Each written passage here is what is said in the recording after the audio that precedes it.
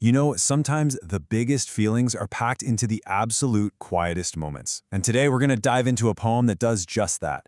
It is incredibly short, but man, its emotional punch stays with you. We're unpacking My Mother at 66 by Kamala Das, a really beautiful journey into aging, love, and that deep-seated fear of loss. So it all kicks off with a moment I think we've all felt, that bittersweet goodbye. You know, the one at the airport, the train station, maybe even just at the front door. There's always that mix of love and this little nod of anxiety. This image right here, it gets to the very heart of the poem, a familiar farewell that's wrapped up in a totally universal fear. And this question really puts us in the right frame of mind. It asks us to think about our own lives, our own parents. I mean, aging is just part of life, right? But the moment you really see it in your parents, that awareness can hit you like a ton of bricks. It's a sudden and sometimes pretty painful realization. The poem doesn't start with some big dramatic event. Nope, it starts in the quiet, totally ordinary setting of a car.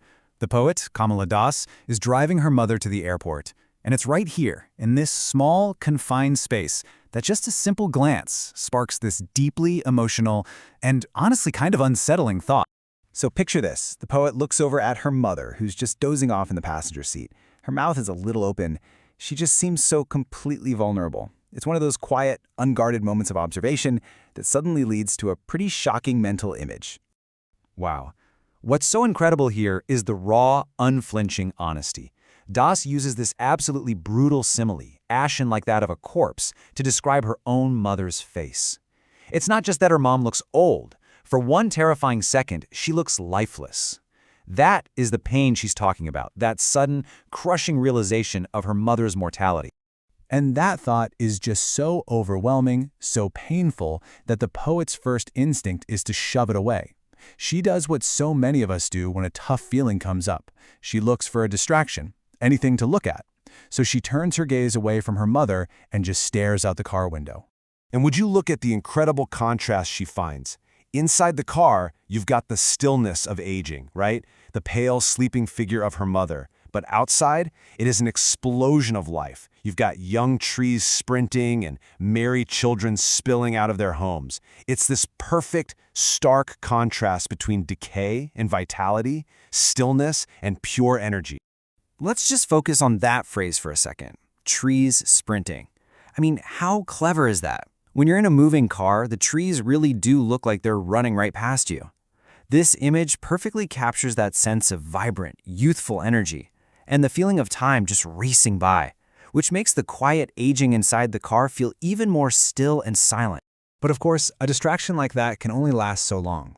They get to the airport, they go through security, and that final moment of parting is getting closer. The poet looks at her mother one last time, and that painful feeling she tried so hard to push away just comes rushing right back, but this time with a new, really haunting comparison. She looks at her mother's face, wan, pale, and compares it to a late winter's moon. Now, think about that. This isn't some bright, full, romantic summer moon. It's something much more desolate, much fainter. It's a powerful symbol for how she sees her mother in that very moment. So why that specific moon? Well, a late winter's moon isn't bright and clear, is it? It's often hazy, maybe a little foggy. It just lacks warmth and vibrancy.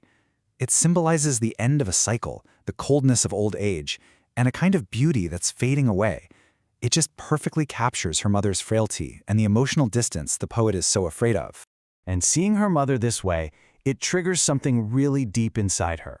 This isn't some new feeling. It's an old, familiar ache. It's that fear of being separated from her mother that she's carried with her since she was just a little kid. It's that universal fear every child has of losing a parent, and it's just resurfacing with incredible force now that she's an adult. Okay, so this brings us to the final moments of the poem, and honestly, they might be the most powerful. Faced with this overwhelming fear, the poet has to say goodbye. And what she says, and more importantly, what she does, is a total masterclass in hiding how she actually feels.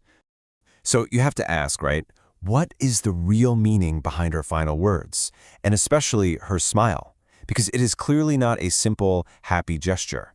There is so much more going on right under the surface. I mean, that one smile is doing so much heavy lifting. First off, it's a mask, right? It's hiding her own terror from her mother. It's also an act of reassurance, a way of saying everything's going to be okay without actually saying it. But underneath all that, it's a sign of her own helplessness against time. And finally, it's a desperate kind of hope, a promise to see her again, even with that deep fear that this could be the last goodbye. And here they are, the last lines. The simple, hopeful words. See you soon, Amma, followed by that haunting repetition. It's not just one smile, it's an effort. Smile and smile and smile. You can almost feel the physical strain of her holding back a total flood of tears and fear. Okay, but wait. There's one more layer to this poem's genius, and it's all about its structure. How it's written is just as important as what is written. It's kind of like a secret hiding in plain sight. This might actually blow your mind a little bit. If you go back and look, from the very first word, driving, to the very last word, smile, the entire poem is one long sentence. It's only punctuated by commas. There isn't a single period until the very end. So why on earth would a poet do that? Well, this single-sentence structure perfectly mimics how we actually think. It's a stream of consciousness. It's one single thread of thought that starts with an observation, flows through memories and fears, and never really stops to take a breath. It pulls us, the reader, directly into the poet's mind and creates this sense of breathless urgency that totally mirrors her own anxiety. So let's look at this line one last time. Now, knowing the whole poem is a single, breathless thought, this ending feels even more powerful, right? It's like a desperate attempt to put a final, resolute punctuation mark on this overwhelming flow of emotion. That smile, it's the only full stop she can manage. And that really leaves us with this final thought. Sure, the poem is about one specific car ride, but its power comes from how universal it is. It really makes you ask yourself, how often do we do the exact same thing? How often do we put on a brave face, offer up a reassuring smile, and hide our own deepest fears just to protect the people we love the most?